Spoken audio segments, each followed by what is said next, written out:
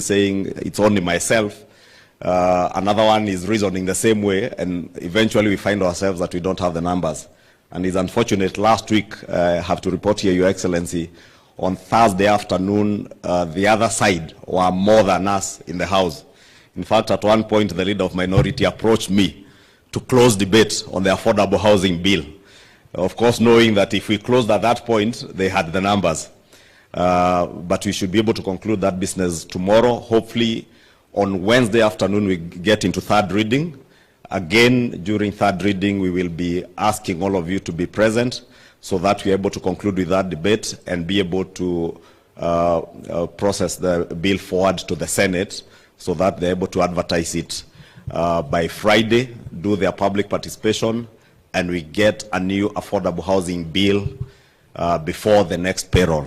And usually many corporations, both private and public, process their payrolls after the 15th of the month. So we hope by the 15th of March, Your Excellency, you will have processed, you will have assented to the new affordable housing bill. We also have regulations. I know CS Nakumisha has been working very hard, taken the health laws regulations through public participation, and we expect that will also be coming before the House, both houses this time. We also have a number of bills that are in the Senate, especially touching on agriculture, critical bills, and I know the Honorable Aaron Cheruiyot will be speaking to some of those. Your Excellency, in conclusion, let me take this opportunity to also thank members of our cabinet who have been very diligent. I know there are many cabinet secretaries who have not had time to come before the House with the amended standing orders to answer to questions and statements. At times, because many of the questions that will be processed will touch on a few critical areas: energy, education. I know CS Machogu has been there quite a number of times, roads, and of course, security. I know CS Kindiki has also been there quite a number of times. There also have been issues to do with human-wildlife conflicts, and those, the ministers in charge of tourism have also had an opportunity. There are many others who have not had an opportunity. We are making efforts to make sure that you find an opportunity. I will not encourage you to go the Margaret Thatcher regime way, where there was a scandal that was called Cash for Questions, where cabinet secretaries would pay members of the House of Representatives to ask questions so that you may be able to come and answer them. But we, in the leadership, will make sure that whenever there is a question that touches on any of your departments, for those cabinet secretaries who have not had the opportunity to appear before the House, to be able to prioritize those particular ministries to come before the House.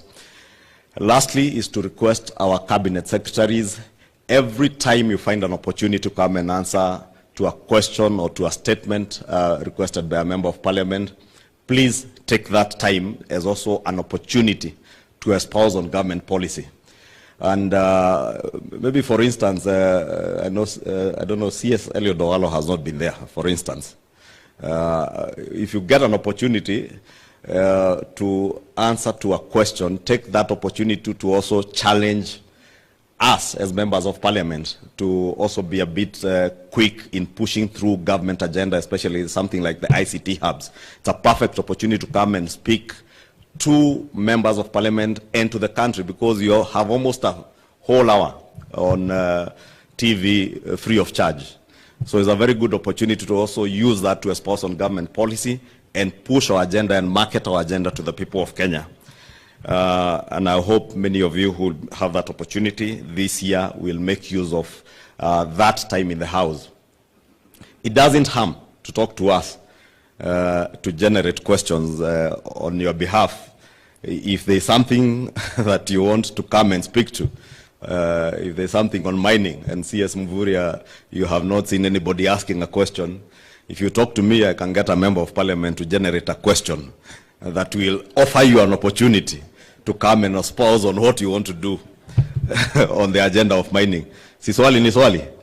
Na kwenye inatoka, sio hoja, bora ni ujumbe ifikie wenye inafaa kufikia. And by speaking to members of parliament from the floor of the House, you will also have an opportunity to speak to the country at a prime time when many Kenyans are watching. And I'm happy Cabinet Secretaries like the Honorable Kipchumba Murkomen has done very well in taking advantage of even very difficult questions.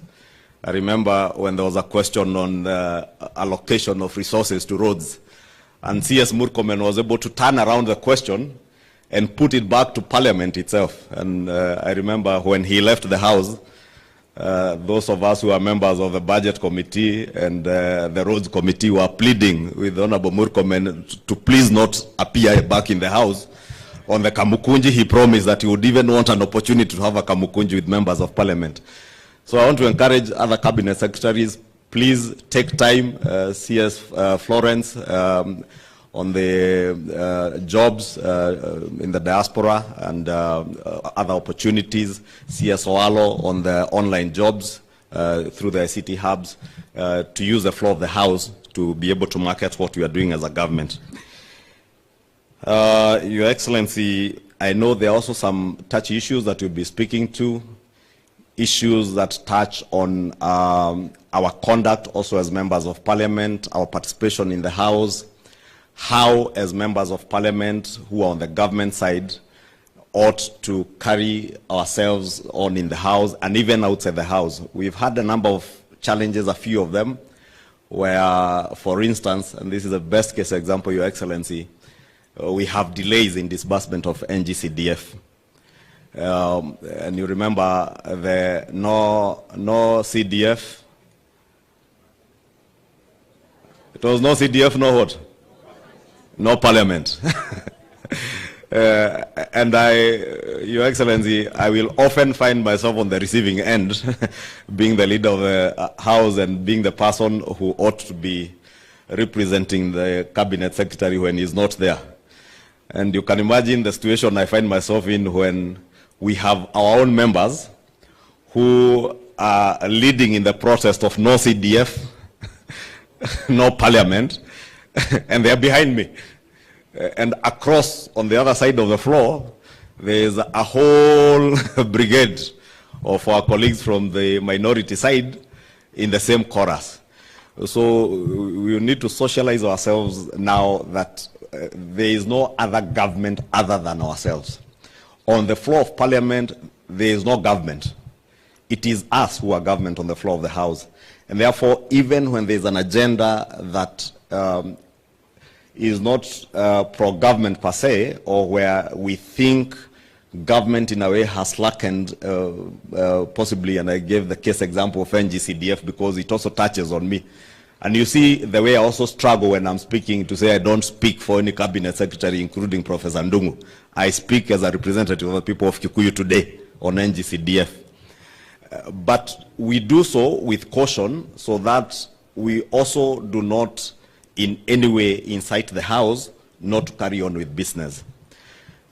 Case example, members are signing signatures to impeach a Cabinet Secretary on account of non-disbursement of NG-CDF. And you find a member of Kenya Kwanza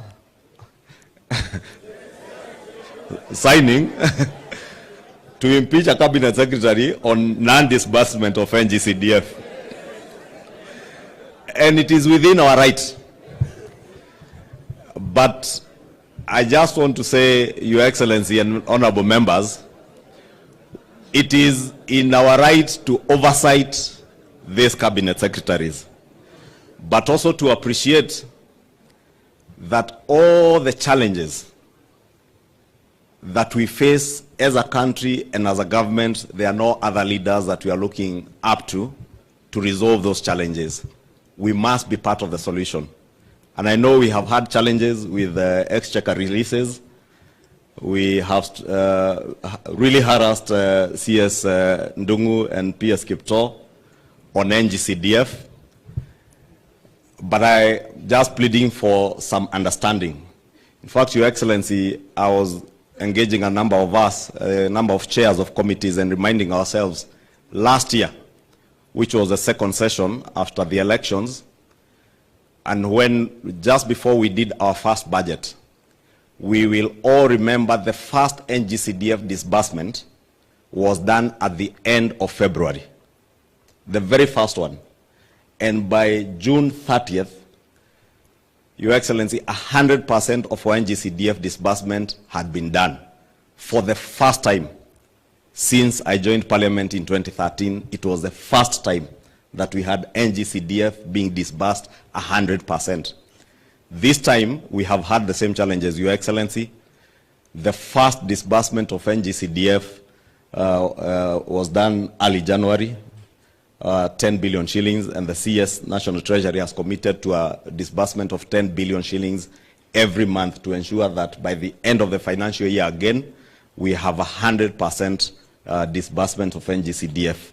So it is that kind of understanding that I want to plead with all of us, because we know the challenges, Your Excellency, you've had with debt repayment. I know there is some very bright light at the end of the tunnel now with opportunities that come with the resolution of the issues to do the Eurobond and a lot of receipts coming from our development partners. The exchequer releases will be more efficient than they have been. And these challenges, Your Excellency, are not just in Parliament, and that's why I thought it was fair that I raise this matter here, because I know these members of Parliament also have a lot of pressure, including myself, from our constituents, when NG-CDF disbursements are late and children are waiting for bursaries. But we must also not forget that the first disbursements that were done, I think, to the Ministry of Education touched on capitation to our schools. And without the capitation, you can imagine the situation would only get worse. And therefore, it's more important, even as we fight for our disbursements for NG-CDF, to also be cognizant of all the other competing challenges. And I say this because I have been chair of the Budget and Appropriations Committee in the last Parliament. And I'm certain if Honorable Dindi Nyoro stood here on Honorable Kimani Kuria, our Chair of Finance, they would tell members the same, because they have a view of the situation as it is in the country. Your Excellency, with those very many remarks, allow me to now invite our leader of majority in the Senate to give his brief remarks, then invite our Deputy President for his opening remarks. Thank you, and God bless you, and wish you all a good engagement throughout the day. And for the Cabinet, who will be here for another 2 days, all the best in your engagements. Thank you. Thank you.